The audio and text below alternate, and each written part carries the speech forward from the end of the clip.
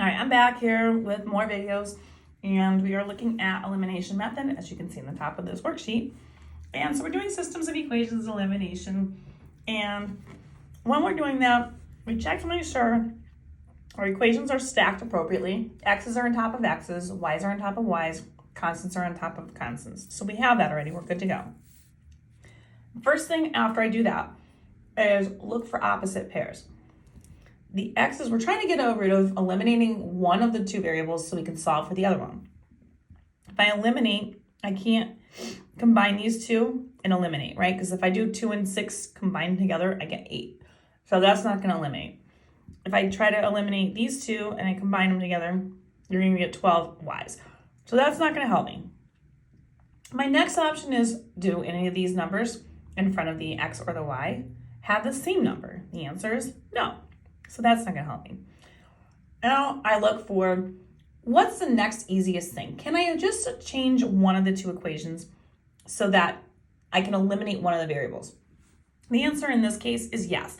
I do see this 2x, and if I multiplied it by 3, I'd get 6, which would be the same number. So I'd have to think about, I want an opposite, right? So if this is going to be a positive 6, this I would want to actually be a negative 6 so that it eliminates. So the only way I can do that is to multiply this 2x by a negative 3, and then I'd have a negative 6. So that's what I'm going to do. But when I do that, I have to multiply the entire equation. I can't just do one part of it. I have to do everything. So what I'm going to do is I'm going to rearrange this, or not rearrange it, but rewrite it to indicate that I've multiplied the entire thing by a negative 3. I'll do that down below this part. It doesn't matter that it goes below it. Negative 3 times the positive 2x is going to give me the negative 6x that I was looking for. Negative 3 times a positive 5y is going to give me negative 15y. And then negative 3 times a positive 14. Again, we're trying to get all of this rearranged.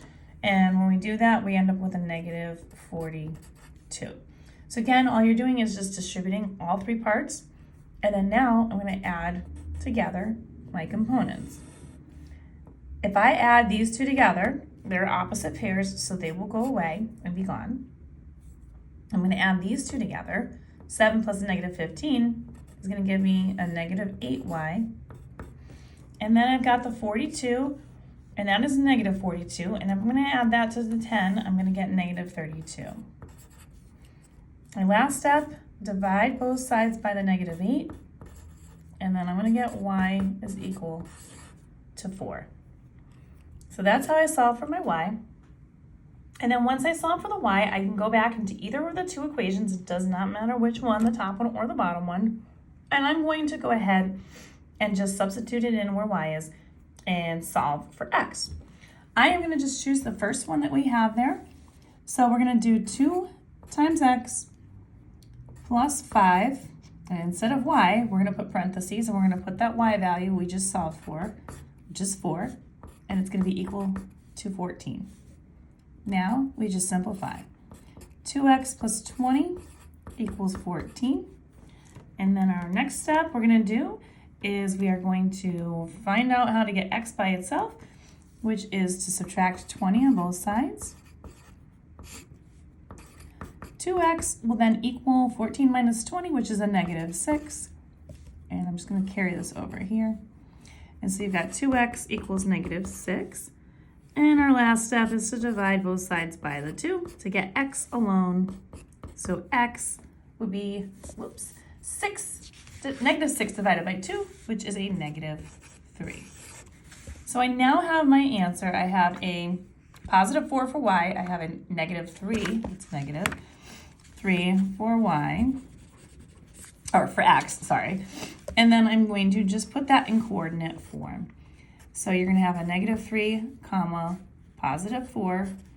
And again, always, always, always, you should, and I'm not doing it in the video, double check to make sure that both of those coordinates that you have both work in both equations that you have, to make sure that they are accurate coordinates for your problem. Again, you want more questions like this, find them on my YouTube channel, Algebra. You're going to check these out under the Systems of Equations Elimination Method section.